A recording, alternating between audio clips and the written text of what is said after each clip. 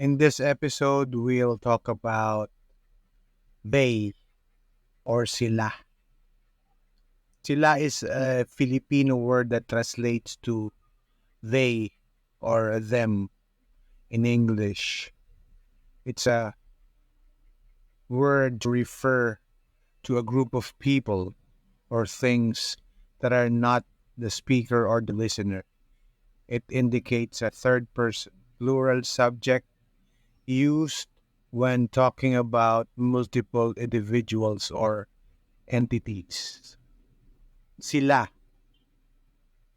Sila ay magkaibigan. They are friends. Sila ay naglalaro sa labas. They are playing outside. Sila ay kumakain ng hapunan. They are eating dinner. Sila ay nag-aaral sa paaralan.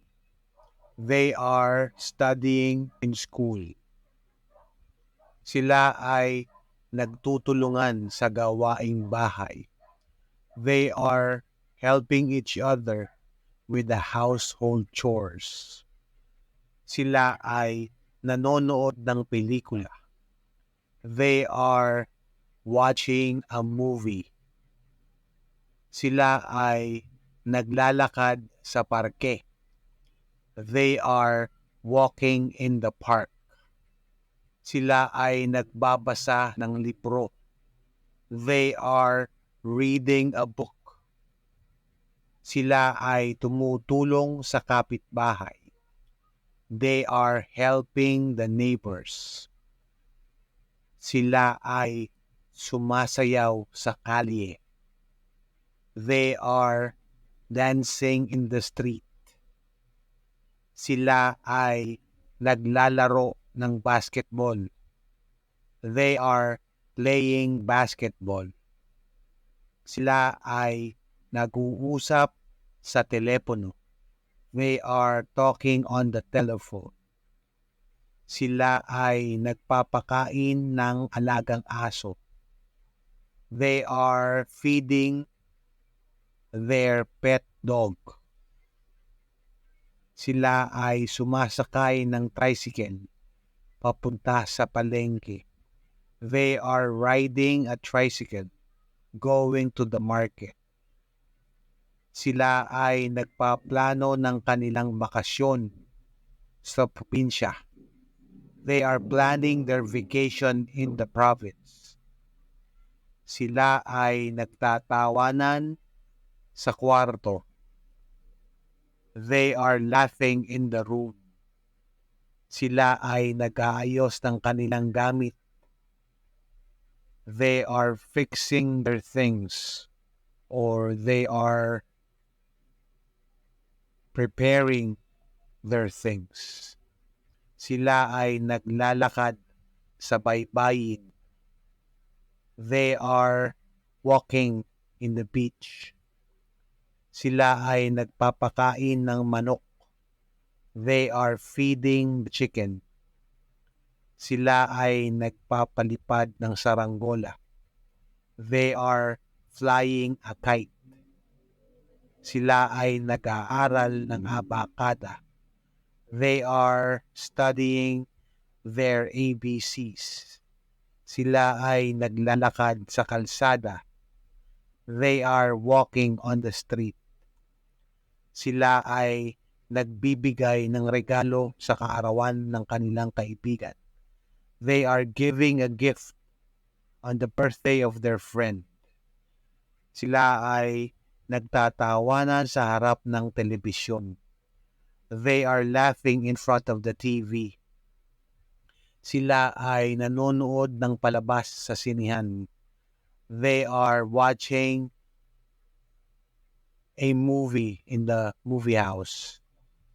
Sila ay nagbibisikleta sa parke tuwing linggo. They are biking in the park every Sunday. Sila ay pumapasyal sa mall tuwing Sabado. They are visiting the mall every Saturday. Sila ay nagtatanim ng mga halaman sa bakuran. They are planting in the garden.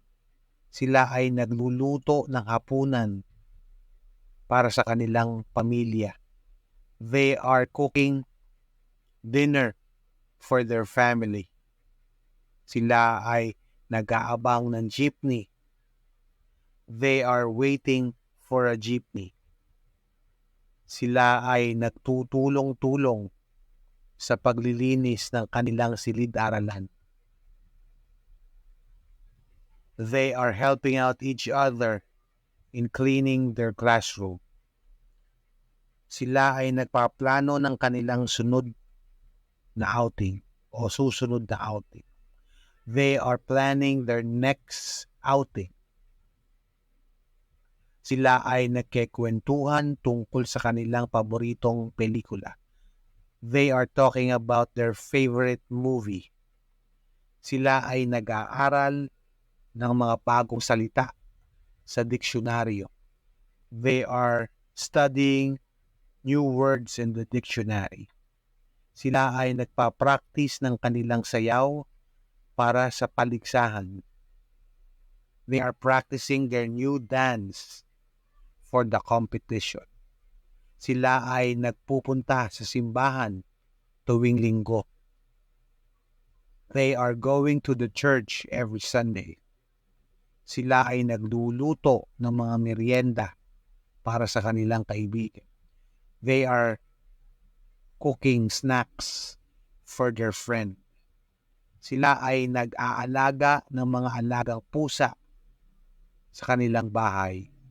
They are petting their cat in their house, taking care of their cat in their house. Sila ay nag-e-enjoy sa paglalaro ng board games. They are enjoying playing board games.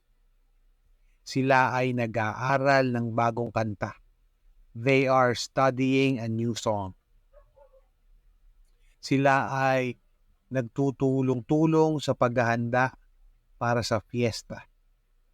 They are helping out each other in preparing for the feast. Sila ay nagpupunta sa dagat upang mag-swimming. They are going to the beach to swim. Sila ay naglalakad sa palengke upang mamili ng gulay. They are walking towards the market to buy vegetables. Sila ay nagbabasa ng mga kwento bago matulog. They are reading stories before they sleep. Sila ay bumibisita sa lolo sa probinsya. They are visiting their grandfather in the province. Sila ay nag-aasikaso ng mga bisikleta para sa kanilang bike trip. They are fixing their bikes for their bike trip. Sila ay nagtatawanan. They are laughing. Sila ay nag-aaral ng mga bagong laro. They are studying a new game. Sila ay pumapasyal sa parke. They are visiting the park. Sila ay naglalaro ng piko. They are playing piko. Sila ay nagtutulong-tulong sa pagtatanim ng halaman. They are helping out each other in planting. Sila ay nag-aabang ng kanilang mga magulang sa labas. They are waiting for their parents outside. Sila ay nagpapasaya o sila ay nagpapasya kung anong pelikula ang panonoorin. They are deciding on which movie to watch. Sila ay nagtatawanan habang nagluluto. They are laughing while cooking. Sila ay nag-e-enjoy sa pag-akyat ng bundok. They are enjoying their climb. You're climbing the mountain. So these are just a few of the examples that we have on Patreon.